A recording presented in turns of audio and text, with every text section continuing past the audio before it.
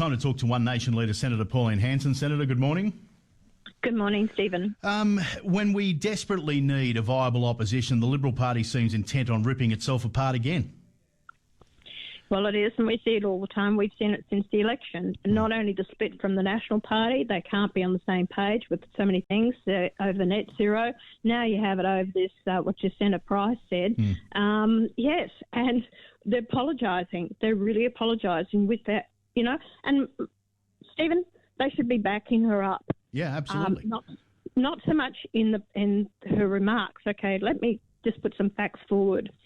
What she said about the Indian community, okay, just don't bring any such community into it. This is Labor. History repeats itself, and I've been saying this for years. Prior to the 1996 election, the Labor Party were actually bringing in huge numbers of the Greeks and also Chinese into the country purely for the vote. And why I know this is that Barry Jones, he was a former minister under the Labor Party, and then in 1997 at the Population Forum, as president of the Labor Party, admitted that they brought them in purely for the vote, and he admitted that. And this can all be backed up, and it's in the book Among the Barbarians by Paul Sheehan. Yep. Also, what was happening is that in the suburbs of Fairfield,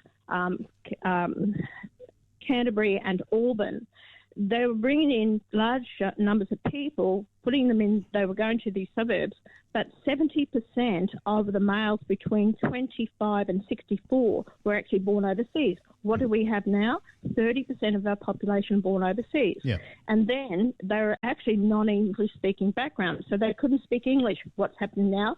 People are not having English skills coming here. So Labor went around in their own language and threatened them with the fact is the Libs will actually send you back, stop migration, and also Medicare, take Medicare from you.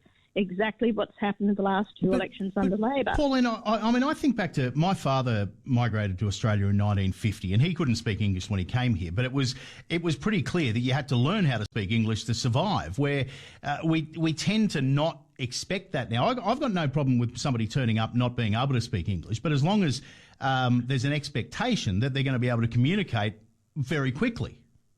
Stephen, why would they? When everything is put out in literature in their own language. We have these communities now, Chinese community, you walk down the street, everything's in Chinese. Why would they bother learning?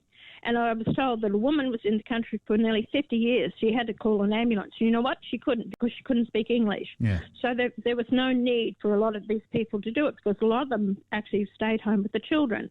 So a lot of them didn't. You're right. A lot came here, but they had to learn the English. Yeah. Nowadays, they don't have to, because the government puts everything in their own language. And the government is putting these people into public servants' jobs, and that's exactly what they're doing these days. My dad learned to speak English from a CB radio, which probably wasn't the best way to do it. But moving forward, now you reckon that One Nation could be a party of government within 15 years? Yes, I do. Yes, I do. The way they're going. I think the coalition have shot themselves in the foot. I think they've been taken over by the moderates and the progressives, and I believe that they're doing so much damage to themselves that they're not adhering to the policies of what the Australian public want.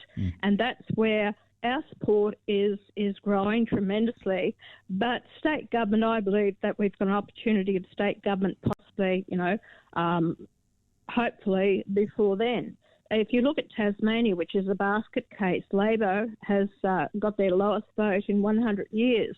The Libs only just scraped over the line with 10 seats, or 14 seats, I should say. So therefore, public are fed up with the two major political parties. They want someone else to vote for. And people are now referring to Nigel Farage. We need a Conservative party like Nigel Farage, like the Reform Party in Australia. You have one. It's called One Nation. And the fact is they won't, admit to it, that there is growth in One Nation. Well, it's going to be interesting to see how it all plays out. It's certainly a changing landscape. Pauline, good to talk to you this morning. We'll catch up next week. Thanks, Stephen. Bye. Senator Pauline Hanson back with us next week.